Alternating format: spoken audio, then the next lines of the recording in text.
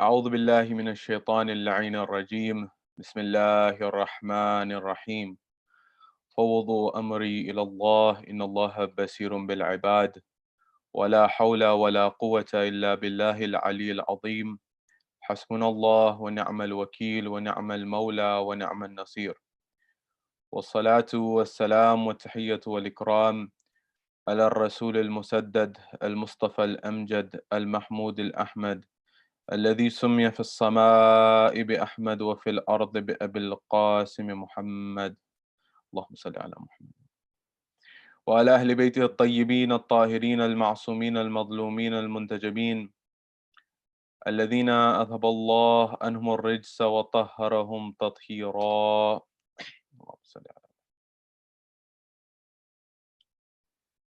وقل رب اشرح لي صدري ويسر لي أمري واحلل عقدة من لساني يفقه قولي أما بعد قال الله تبارك وتعالى في كتاب الكريم بسم الله الرحمن الرحيم ومن الناس من يشري نفسه ابتغاء مرضات الله صدق الله العلي العظيم. My respected elders, brothers and sisters in Iman across the globe, Salamun alaikum jami'an wa rahmatullahi wa barakatuh. Question: who is Ali ibn Abi Talib? Salawatullah wa salamu alayh. Keep the question in the back of your mind, inshallah. When we come to our modern society, when we come to our modern world, we find ourselves in an environment, we find ourselves in a world where the world is starving for justice, a world that's starving for leadership, a world that's starving for guidance. Across the globe, we find a dynamic where you're seeing airs of extremism arise, where logic is not prevailing, whereas you will find an environment where the person who is downtrodden, the lower rungs of society, the lower layers of society are starving and are asking for guidance and are asking for justice to be in place. And at the same time, in parallel to this, we see a world where there is favoritism at times, a world that is not as focused on interest, a world that is more focused on interests as opposed to justice. In that environment, perhaps more than ever, the world needs an example like the personality of Ali ibn Abi Talib, the cousin of the Holy Prophet, the son-in-law of the Holy Prophet, and as the Holy Prophet himself said, his own very brother, Ali ibn Abi Talib. The commander of the faithful, the Imam of the pious, this individual embodies all of those traits which humanity strives for or should be striving towards. And how does one encapsulate this individual? How does one understand this individual? How does one tie into this personality all that is him? How do you explain who Ali is? How do you do it? That after the Holy Prophet, if there was anyone as exalted, you'd be hard-pressed to find that individual. That Ali is that paragon, that anyone who stands at the shore of the ocean, that is Ali ibn Abi Talib, is mesmerized because they find no shore attached to this ocean of Ali ibn Abi Talib. Because you can't find the shores of it. At the same time, you cannot measure the depth of the knowledge, of the insight, of the spirituality of this individual. Don't take my word for it. Take the words of Professor Philip Hitti at Princeton University, professor of Semitic languages at Princeton, one of the renowned institutions of the world. When he looked at the personality of Ali ibn Abi Talib, when this Princeton professor, Professor Hitti, Philip Hitti, at Princeton University, looked at and analyzed the life of Ali ibn Abi Talib, he says he was someone who was valiant in battle. That is, courageous in battle, Ali was. He was valiant in battle, and yet he was wise in counsel. His advice was wise. He was wisdom and wise in his counsel. And yet he was eloquent in his speech. He says at the third level, he said Ali was eloquent in his speech. He was true to his friends, and he was magnanimous to his enemies. Imagine, it's maybe easy to be true to your friends, but to be magnanimous to your enemies, Professor Philip Hitti says, that's something that's unique. You won't find these individuals who take the high road, who are even magnanimous, gracious, amazing at that level to their enemies. That's the level of Ali ibn Abi Talib. That's the personality of Ali ibn Abi Talib. And he goes further when he's analyzing Ali ibn Abi Talib. And he says the Solomon of the Arab tradition, or the Solomon of Arabic words, who around his personality, words, around his personality, proverbs, around his personality, poems, around his personality, sermons, around his personality, anecdotes, around his personality, Professor Philip Hiddey says, all of these wise sayings emerged around the personality of Ali ibn Abi Talib. So, what is Professor Philip Hiddey at Princeton University saying with respect to Ali ibn Abi Talib?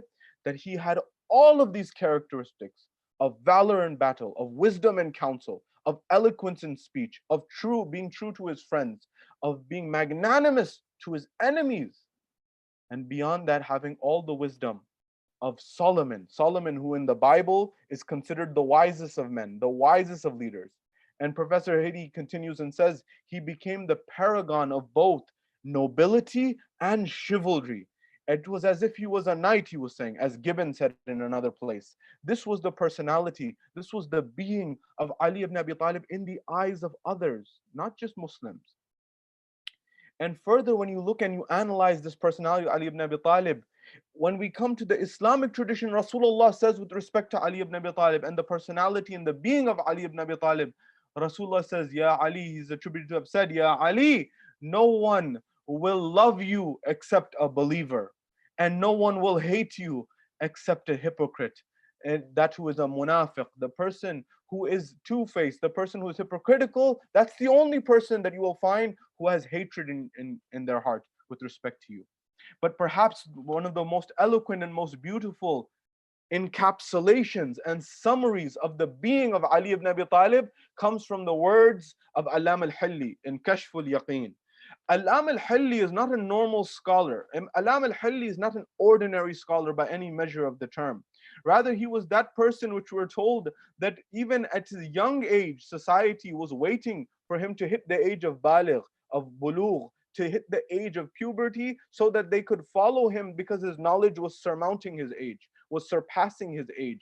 This individual who solved many problems for the world and society and tashayyu, this person who did much work for tashayyu, he writes in his book Kashful Yaqeen about the merits and the attributes of Ali ibn Abi Talib. This compilation, which I recommend everyone to look at, about the magnanimous traits of Ali ibn Abi Talib, he says, this great mind, Alam al-Hilli, says, I am baffled, I am shocked at the personality of Ali ibn Abi Talib. With respect to what? He's an alim, he's a scholar, he understands the sciences of wisdom from Islam, the Quran, the Ahadith, the prophetic traditions, the sayings of the Ahlul Bayt alayhimus salam. He's aware of all of these. Yet he is saying that I'm astonished, I'm shocked, I'm baffled. At what? He said Ali ibn Abi Talib is that individual that his enemies, the ones who are opposed to him, the ones who are against him, they sought to hide his merits, they sought to hide his virtues, they sought to hide his grandeur and his magnanimity. This was on the one side, the enemies were trying to hide his virtues. And on the flip side, his lovers, his companions, his close ones, his confidants, his people who were from his descendants, his friends, those people who were close to them, they also hid his virtues. Why? Because they were afraid that the personality of Ali in the eyes would raise at such a level that people would begin to say this is something greater than man. So even his enemies, Allama Halli says, his enemies tried to hide his virtues, and his proponents, his friends, his lovers, his people, his companions, they tried to hide his virtues as well, but for very different reasons. One was trying to belittle him, and thus they hid his virtues. The other group, they were afraid that perhaps people would do with Ali ibn Abi Talib what people actually did after Ali ibn Abi Talib, or during his life even. They began to say he was God. Na'udhu billah, hasha lillah. They began to say that they were a fear that perhaps they not do what they was done with Jesus to make him the son of God, or even God in the form of the Trinity. So therefore his supporters even hid his virtues. And so Allama Hilli continues that despite both parties, those who loved him and those who hated him, trying to keep those merits away from the public eye, still the number of merits and fadail of Ali ibn Abi Talib are innumerable. I'm baffled at this fact. Alam al-Halli says in Kashf al-Yaqeen. How is it possible that someone who the world, the society, friend and foe alike tried to withhold his virtues, and yet till this day his virtues are innumerable? At that point, we are told that the Holy Prophet would hide the virtues of Ali ibn Abi Talib from the public, and to the point that he would say, I am afraid that the people will do to you what they did to Isa ibn Maryam, what they did to Jesus, son of Mary. That Jesus is an exalted prophet. Jesus is one of the highest stature prophets within Islam, but yet he is a servant of God, as he said himself. I'm afraid that people will do to you what they did to Isa. And yet, this personality of Ali ibn Abi Talib is one which every major person tries to tie within Islam, tries to tie themselves to Ali ibn Abi Talib. How?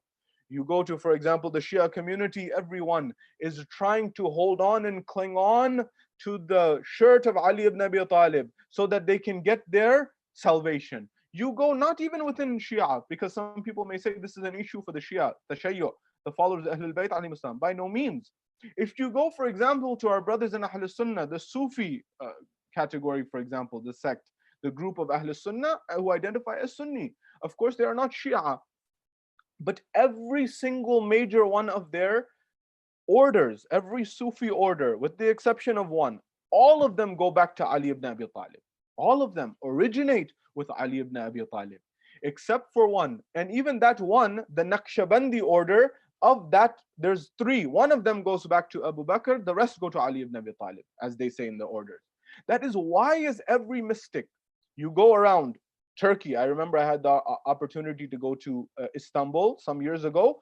Every major shop, before the sectarianism emerged, every major shop in Turkey, every major store in Turkey, you will be hard pressed, at least at that time, some years ago, you would be hard pressed to find a single store in Istanbul that did not have a picture of Ali ibn Abi Talib in it in some way or form.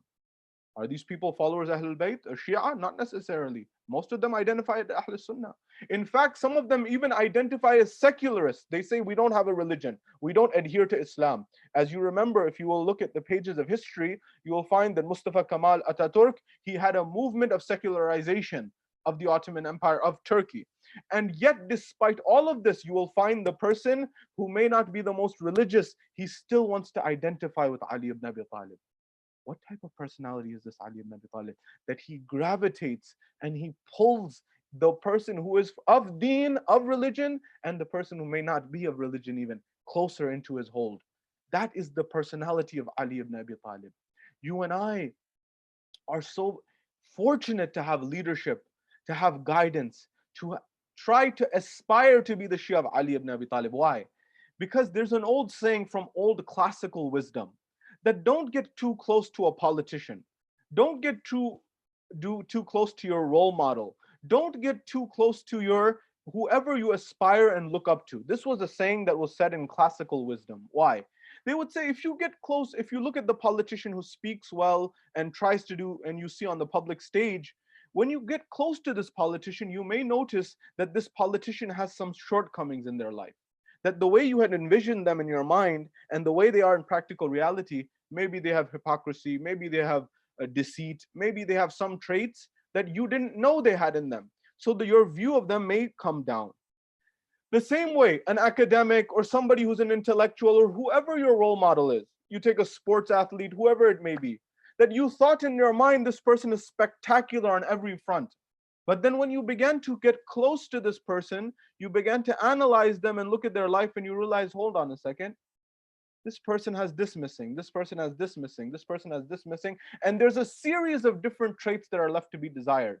Honesty, integrity, fairness, morality, ethics, whatever that trait may be, it's missing. You go further. In fact, people have said throughout history, don't get too close to the rabbi, don't get too close to the priest, don't get too close to the imam, from whatever faith you go to, don't get too close to the monk. Why?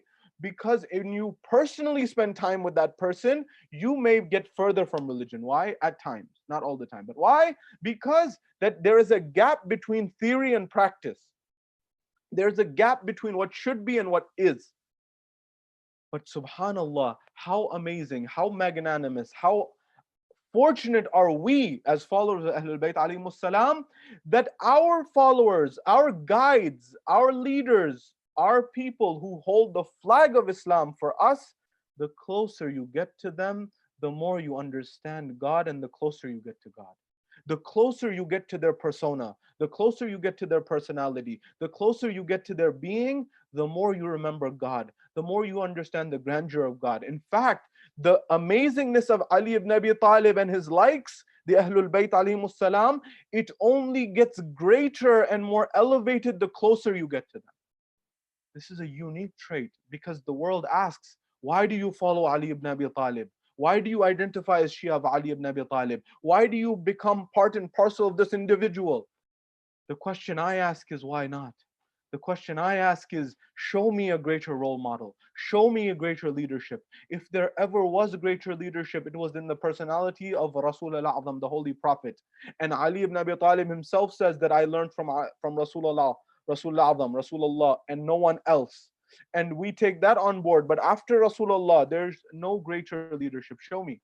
If you show me greater leadership, then perhaps I'd be willing to take this on board. Therefore, in the next few moments that we have together, I want to look at Ali ibn Abi Talib in the first phase of his life, the younger phase of his life, the youth of his life, so that we can try to extract gems from his life so we can implement in our own. And if nothing else, we can instill in our heart and entrench in our hearts the ma'rifah of Ali ibn Abi Talib, or at least a glimpse of the ma'rifah of Ali ibn Abi Talib, so that we can revive ourselves. Because I tell you, my dear brothers and sisters and my friends, that if you want spirituality and you want the kernel of spirituality, the depth of spirituality, and the heart of spirituality, and the nucleus of spirituality, it lies in none other than the persona and the personality of Ali ibn Abi Talib, the one who spent every single second, every minute, every hour, every day, every week, every year, every moment, every breath of his life in service of his Lord, in service of Allah subhanahu wa ta'ala. And that's the height of spirituality. That not a moment passes by where you and I are negligent of the presence of the Almighty in our lives. What was the life of Ali ibn Abi Talib? Beginning number one, his birth in the holy Kaaba, the house of Allah subhanahu wa ta'ala itself, accepted by all Muslims. That the house where Ali ibn Abi Talib was born was the house of Allah subhanahu wa ta'ala, Allah Almighty Himself. Number one, as time progressed. From his very onset of his life, from his father and before, the support of this individual, this was with Rasulullah from the very beginning. No, Alam al-Hilli and Kashful Yaqeen says the fada'il and the merits of Ali ibn Abi Talib do not begin and do not start with his birth. No, they start from even before his physical being. They start in the world before this realm. That when Allah subhanahu wa ta'ala created the first nur, the first light was the light of Rasulullah and Ali, and from it split the light of Ali. That the first of creation, Rasulullah split into Ali ibn Abi Talib. They were made from the same nur, they were made from the same light. And merit after merit you will find in the heavens of Ali ibn Abi Talib before his coming to this world. But once he emerged in this world, he was granted with that benefit and that graciousness of being able to support Rasulullah at every moment. It was none other than Ali ibn Abi Talib and his siblings, his brothers, Ja'far, Talib, Aqil, Ali, these individuals who Abu Talib, the uncle of Rasulullah, was swapping from bed to bed in the night to protect Muhammad, to protect Rasulullah. It was Ali who was sacrificing his life from before even he had gotten to the point of the era where he declared his outward Islam, as they say. They call him the first Muslim, Ali ibn Abi Talib. But Ali ibn Abi Talib was Muslim way before there was time. Nonetheless, at that point in time, this was Ali ibn Abi Talib. Furthermore, we're told there's a moment in time where the chieftains of Mecca, they wanted to harm Rasulullah. And they would always try to find ways to hurt Rasulullah, either through words or physically. And so what the chieftains of Arabia, such as Abu Sufyan and Abu Jahl and Abu Lahab had done, what they began to do was they told the children, we want you to take the pebbles and the stones and throw it towards Muhammad. Throw them towards Muhammad. when he passes by. So they began to throw it. When they began to throw it, one day it happened, 2 days it happened, 3 days it happened.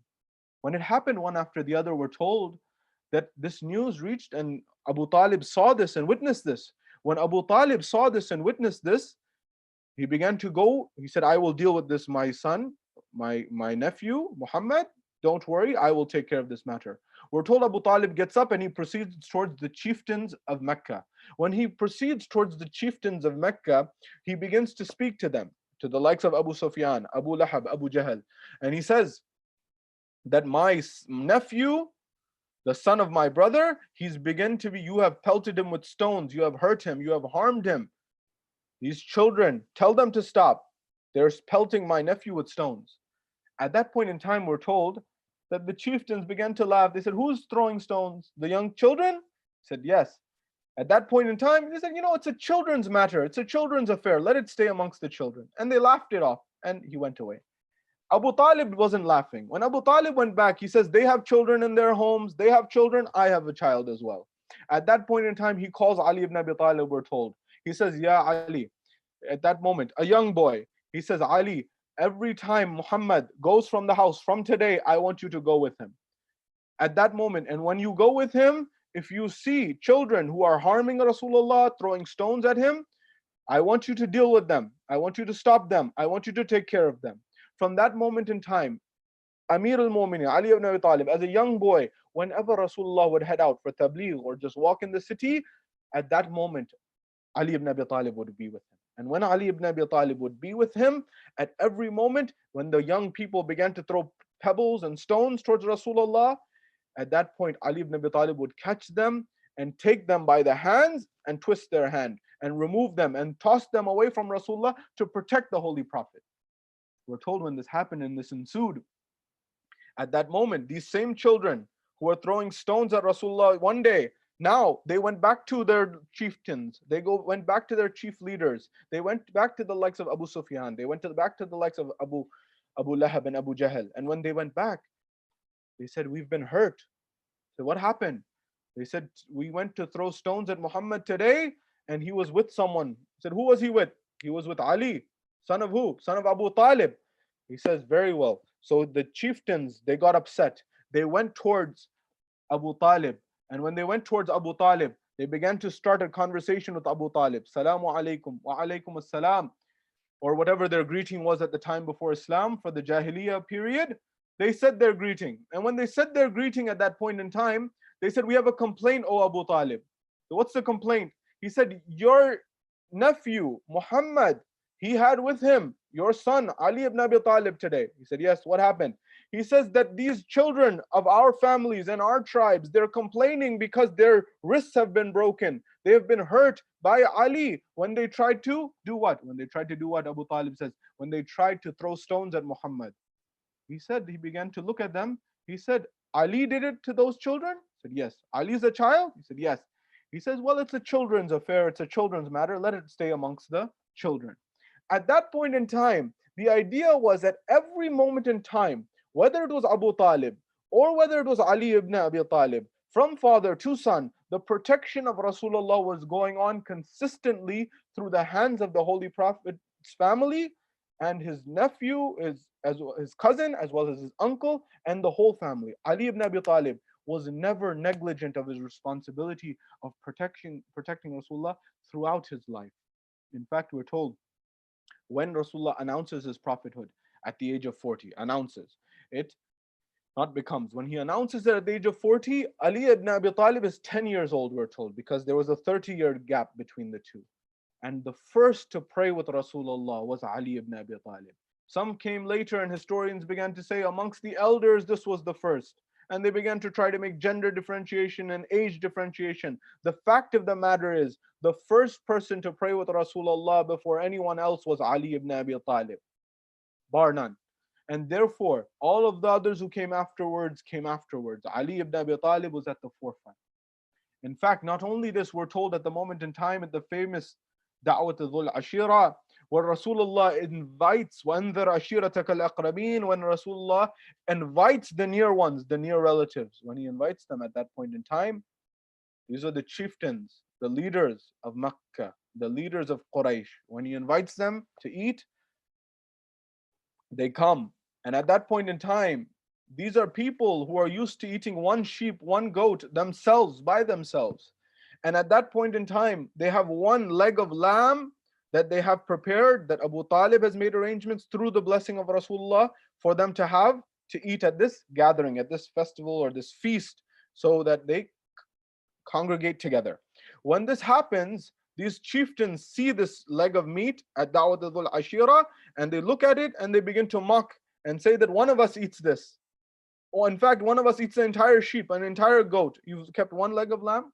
At that point in time, through the barakah of Rasulullah, Abu Talib says, you eat as much as you can eat, we'll take care of the rest. Don't worry about it.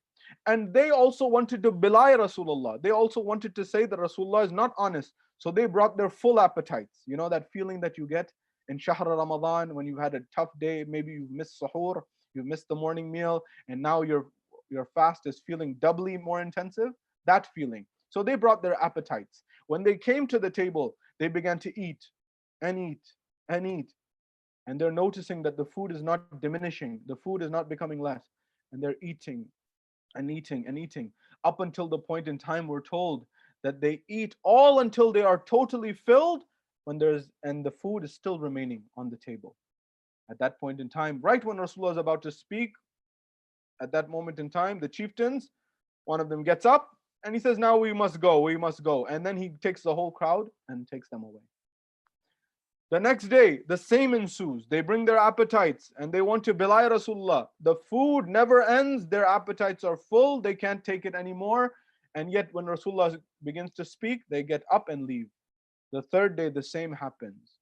At the same time, we're told that Rasulullah makes the statement finally. When he finally makes the statement, at that moment in time, he's asking that whoever accepts this invitation to Islam and whoever supports me in my mission and whoever is supporting me will be my wasi, will be my vicegerent, and will be my viceroy, and will be in the support of my mission, and will be after me in charge of the mission.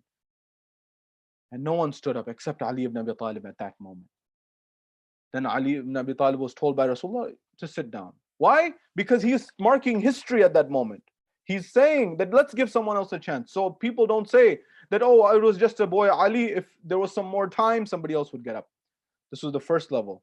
Second time, Ali stood up. No one stood up. Third time, Ali ibn Abi Talib stood up. At that point, Rasulullah says that Ali surely will be where is attributed to have said that he has passed on to Ali ibn Abi Talib the vicegerency and made it clear, although Allah had already established this in the heavens, that this to happen. But no one had an excuse at this point in time with respect to Ali ibn Abi Talib. Furthermore, the battle of Badr, where Ali ibn Abi Talib gives his life on the line in the battlefield, as Professor Philip Hitti had said at Princeton University, that Ali, when he's explaining Ali to non-Muslim audiences, he's saying he's valiant in battle, wise in counsel, eloquent in speech, true to friends, magnanimous to enemies. Remember these points. With respect to Badr, Ali ibn Abi Talib is that person who gave every moment in life to Allah subhanahu wa ta'ala. At Badr, we're told, the night before Badr, and Badr happened on the 17th of Ramadan, just a couple of days ago, a couple of nights ago. We're told that on that time, at the night, a respected Sayyid just told me about this. It's a beautiful narration which I wanted to share with you. And that is that on the night before the battle, we're told it was a cold night. And the Muslim armies had were out of water. They didn't have water. When they didn't have water, at that point in time, Rasulullah is attributed to have said, who will bring water for us? Who will bring water for the camps? Who will bring water for the Shia, for the Muslims? At that point in time, no one wanted to go because it was a cold night, it was a dark night, it was a windy night, it was a difficult night. And nonetheless, then the morning was a battle. Nobody ensued. At that time, Ali ibn Abi Talib stood up. When Imam Amir al-Mu'mineen stood up, he got up and he said, Ya Rasulullah, I will get this water for us. At that point in time, he grabbed the water skin which they would put the water in the old times and collect it and distribute it from there, the storage container, if you will. So he grabs the water skin and Ali ibn Abi Talib goes out in the dark night. When Amir al-Mu'mineen goes out in the dark night, as I mentioned, it was a cold night, it was a windy night. When he goes out, he goes towards the water well when he sees it in the distance. And when he proceeds towards the water well and he gets closer to the water well, we're told that he emerges there, and that well, it doesn't have a bucket. Typically a well has a bucket, and you put this bucket down to extract the water and pull it back up, and you put it into your water skin, and then you take it back with you. Well, this well didn't have a bucket. So Ali ibn Abi Talib at that point in time, is what is he to do? We're told that he descends into the bucket, into the well itself without a bucket. He goes down, takes the water skin, and he puts the water into the water skin and he fills it up. When he fills it up, he emerges outside of the well. And when he emerges out of the well, he begins to proceed back towards the Muslim camps. When he begins to proceed back towards the Muslim camp, we're told that a very strong gust of wind, that the clouds gather, and a very strong gust of wind comes in the desert. At that point in time, Ali ibn Abi Talib, he lies onto the ground with the water skin as the wind goes and the gust of the wind goes past. When the gust of the wind passes, Imam Amir al-Mu'mineen gets up and he proceeds back towards the camp of the Muslims. When he goes back towards the camps of the Muslims, then again another wind, another gust, sandstorm, if you will, begins to emerge. And when this emerges, Amir al-Mu'mineen, he goes down onto the ground and he lays on the ground with the water skin with him. And the gust of wind, strong gust of wind, passes again.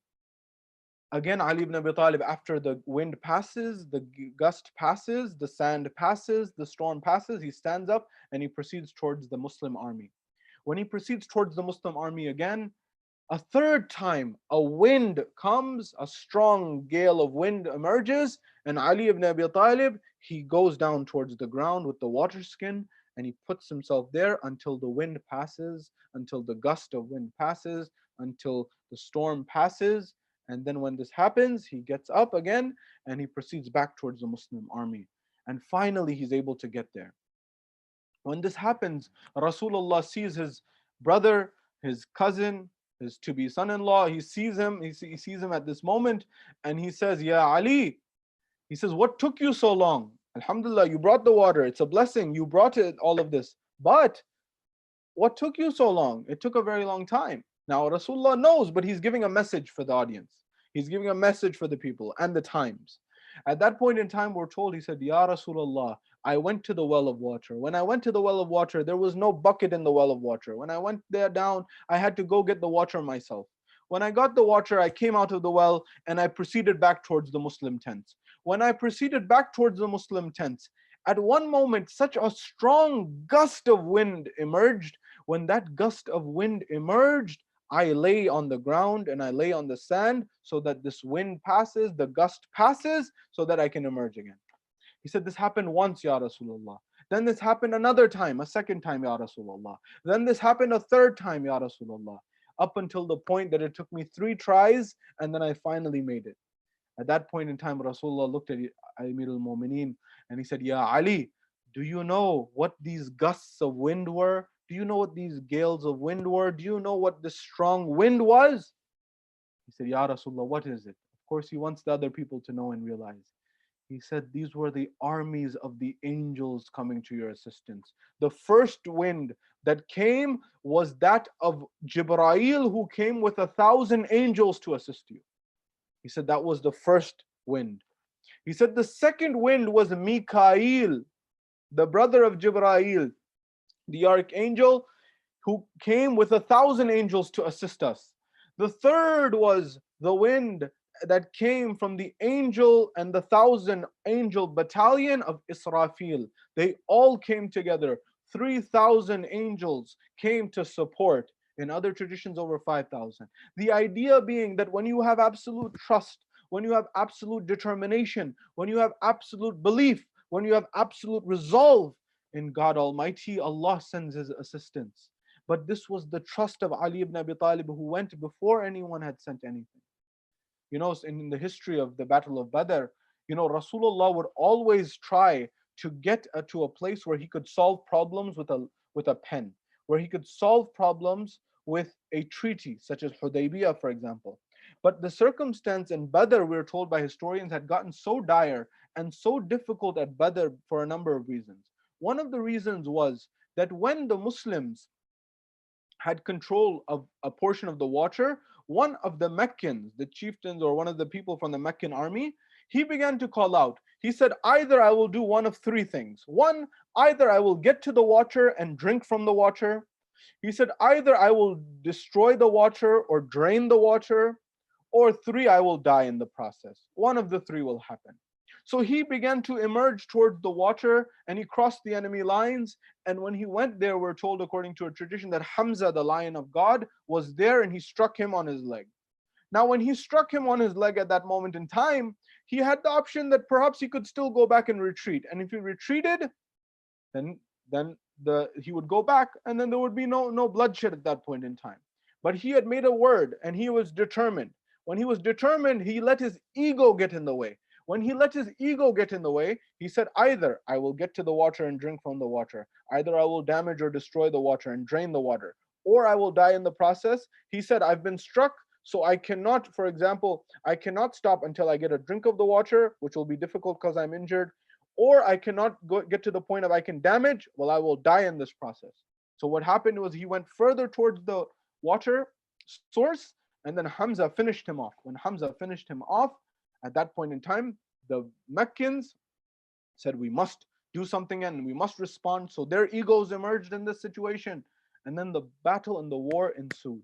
But what I want to state here is, at first there was three on three, one-on-one combat between three individuals. And when there was this one-on-one combat between the leaders of the side of the Muslims and the sides of the Meccans on the other side, at that point in time, you had Banu Hashim on one side and Banu Umayyah on the other. You had the people at that moment who would, this was the start, or at least the metaphorical start or the symbolic start of that animosity that would ensue from the Umayyads to the Hashimites for centuries down the line. And at that moment, but when Ali ibn Abi Talib emerged victorious in one-on-one combat, and after that, narrations say 70 oppositions members were killed. 70 people from the other side were killed at the sword of Muslims. Of that, half of them, roughly 35 of them, were killed by Ali ibn Abi Talib himself. This was the ability of Ali ibn Abi Talib on the battlefield. This was the capability and the strength of Ali ibn Abi Talib on the battlefield. Yet how was this individual in his own personality, in his own being? You know, one of the objections that the people had against Ali ibn Abi Talib after the martyrdom of Rasulullah, one of the things that they said about Ali ibn Abi Talib, about his leadership, they said he's not fit to lead for a few reasons.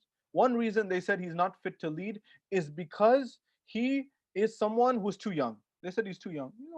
He's very young at this point in time. He's in his 30s. He's not somebody who's right to fit. Who's fit to lead. He's not the right person. He was 33 at the time. At that point in time, they said he's too young. The other thing they said was he smiles too much. He has too much of a pleasant demeanor.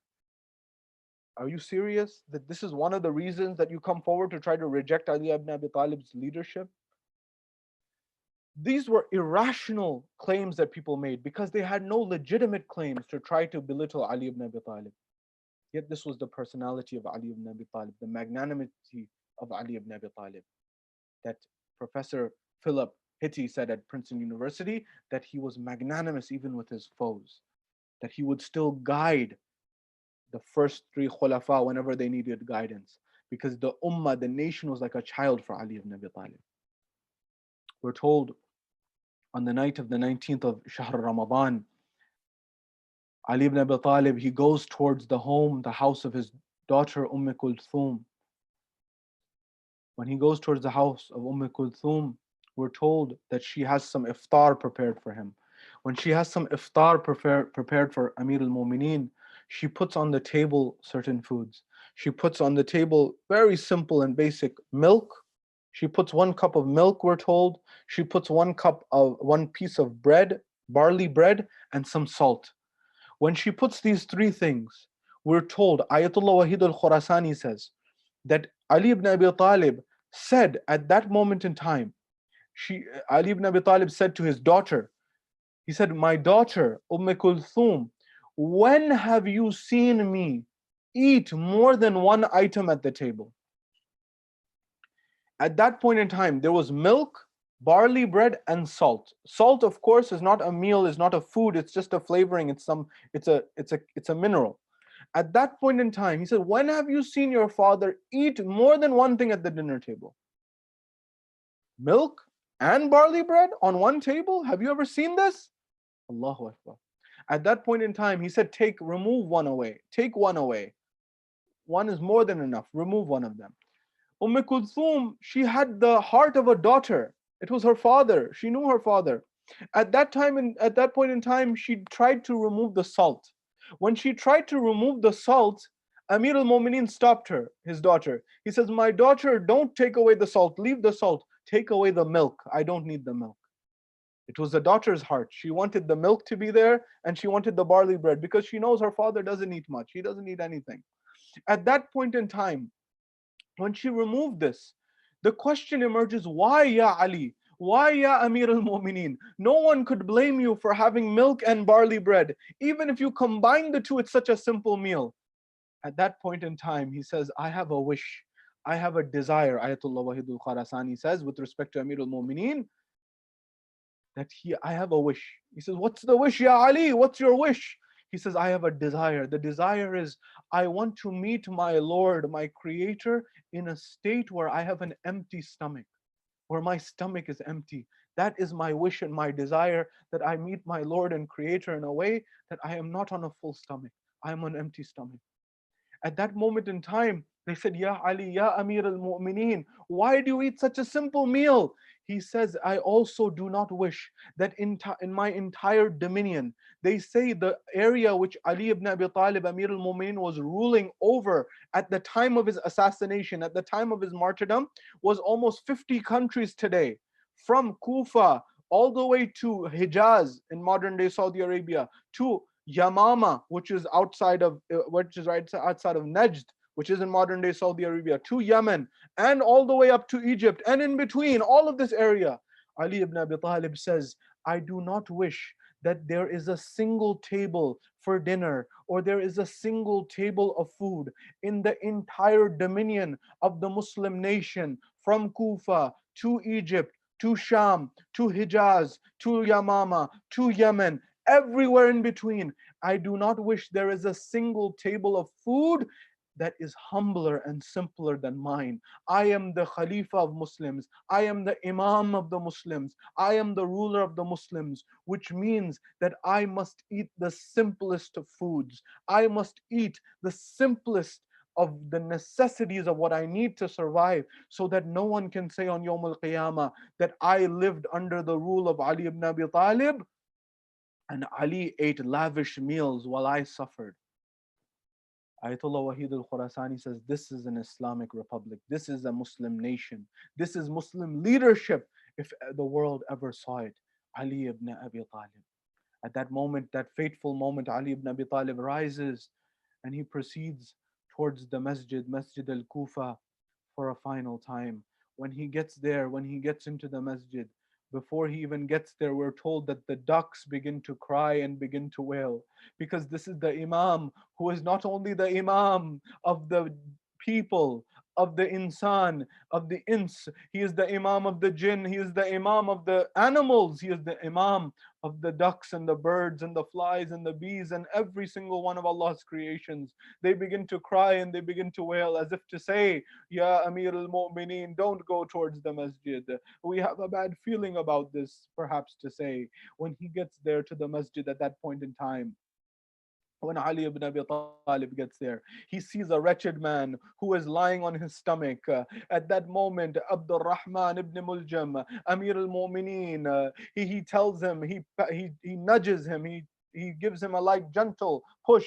He says, do not sleep like this, for this is verily the way of sleeping like shaitan. At that point in time, Ali ibn Abi Talib goes towards the mihrab to pray. And at that point in time, the adhan is sounded. And when the adhan is sounded, Allahu Akbar, Allahu Akbar, Ashhadu an la ilaha illallah, Ashhadu an la ilaha illallah, all the way down the line, up until the point where the adhan is done. done, the aqama is done. Amir al-Mu'mineen, he gets up and he begins to lead the prayers. He does his takbiratul ihram. He says Allahu Akbar. When he says Allahu Akbar, at that point in time we are told the salat, the prayer begins. When the prayer begins, this wretched Abdul Rahman ibn Muljam, we are told he goes by a pillar. He tries to get closer. The Imam continues his salah.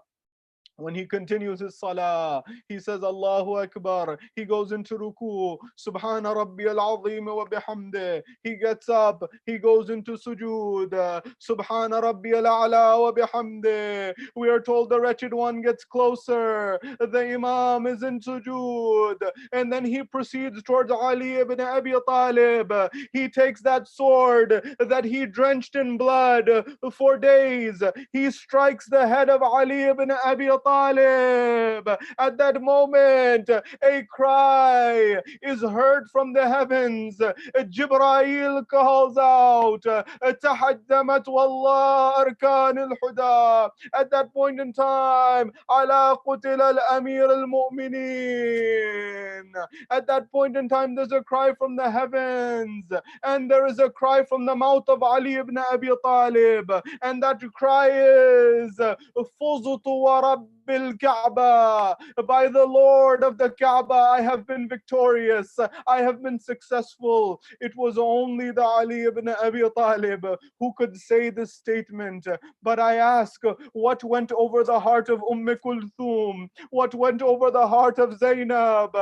Because at this moment in time, the people gathered and they surrounded Amir al-Mu'mineen. Amir al-Mu'mineen said to Imam al-Hasan, "Finish off the salah. That is the priority." They finished the salah. But we are told there is a moment in time where when they get home, Zainab and Kulthum see their father, and it was their tears that began to flow. But I ask the heart of Ali ibn Abi Talib. He says, "I cannot see these tears. You are going to cry so much one day." That vision was in front of the eyes of Ali ibn Abi Talib. He says, "My daughters, don't cry at this moment. Your father is still here." Because the visions of Karbala and Kufa and Sham were perhaps in the eyes of Ali ibn Abi Talib. But I ask Amir al-Mu'mineen as a final question. Ya Amir al-Mu'mineen, when you were struck, there was your family, there were your children, there were your daughters. But today, your daughters have their hijab. They are in full covering. Come to Karbala, come to Kufa, come to Sham. There is no permissibility for them even to cry over the body of Sayyid al-Shuhada. ألا لعنة الله على القوم الظالمين وسيعلم الذين ظلموا أي منقلب ينقلبون إنا لله وإنا إليه راجعون. اللهم لعن قتلة الأمير المؤمنين